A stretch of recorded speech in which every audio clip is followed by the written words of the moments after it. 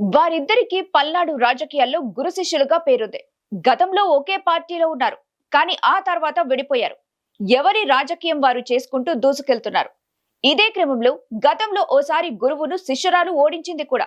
మరోసారి ఎదురుపడేలోపు నియోజకవర్గం మారిన ఆమె ఇప్పుడు తిరిగి తన సొంత నియోజకవర్గానికి వచ్చేసింది.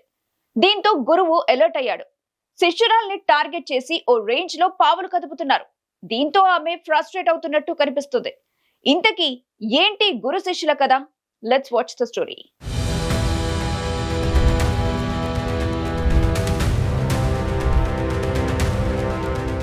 ఏపీలో రాజకీయం అంతా ఓ ఎత్తు, పల్నాడు రాజకీయం మరో ఎత్తు అన్నట్టు ఉంటాయి ఇక్కడి పరిస్థితులు. ఆధిపత్య పోరుతో రాజకీయాల్ని వేడెక్కించడంలో ఇక్కడి నేతల తర్వాతే ఎవరైనా తమ రాజకీయానికి అడ్డొస్తే ఎవ్వరిని లెక్క చేసే పరిస్థితి ఉండదు. ఇందుకు గురు శిక్షలు కూడా మినహాయింపు కాదు.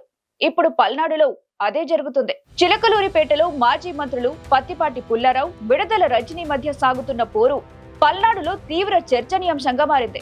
గతంలో గురు శిష్యులుగా ఉన్న వీరిద్దరూ కొన్నేళ్లుగా ఉప్పు నిప్పుగా మారిపోయారు. అయితే మధ్యలో కాస్త గ్యాప్ దొరికినా ఇప్పుడు మళ్లీ నిప్పు రాజుకుంది. పల్నాడు జిల్లా చిలకలూరిపేటలో రాజకీయం రోజు రోజుకు వేడెక్కుతుంది. మాజీ మంత్రి విడదల రజనీని రాజకీయాల్లోకి తీసుకొచ్చిన మాజీ మంత్రి, సీనియర్ టీడీపీ నేత, చిలకలూరిపేట శాసనసభ్యుడు ప్రత్తిపాటి పుల్లారావుకు ఆమె ఇప్పుడు ఏకుమేకులా తయారయ్యారు. 2014లో పుల్లారావు ద్వారా టీడీపీలో రాజకీయ అరంగేట్రం చేసిన రజనీ 2019లో వైసీపీ తరపున తన రాజకీయ గురువు పుల్లారావు పైనే పోటీ చేసి గెలిచి మంత్రి కూడా అయ్యారు. దీంతో గురు శిష్యులు కాస్త రాజకీయ ప్రత్యర్థులయ్యారు. గత 5 ఏళ్లలో ఇరువురు ఉప్పు నిప్పుగా రాజకీయాలు చేసుకున్నారు. పరస్పరం విమర్శలు, ప్రతి విమర్శలు కూడా చేసుకున్నారు. అయితే గత ఎన్నికలకు ముందు జగన్ తీసుకున్న నిర్ణయం వీటికి కాస్త బ్రేక్ ఇచ్చింది. గత ఎన్నికల్లో చిలకలూరిపేటను వీడి గుంటూరు పశ్చిమ నుండి విడదల రజనీ వైసీపీ అభ్యర్థిగా పోటీ చేశారు. అయితే రాష్ట్ర వ్యాప్తంగా వీచిన కూటమి గాలిలో ఆమె గుంటూరు పశ్చిమ సీటులో ఓడిపోయారు. దీంతో రజనీ మళ్లీ తన పాత సీటు చిలకలూరిపేటపై దృష్టి సారించారు.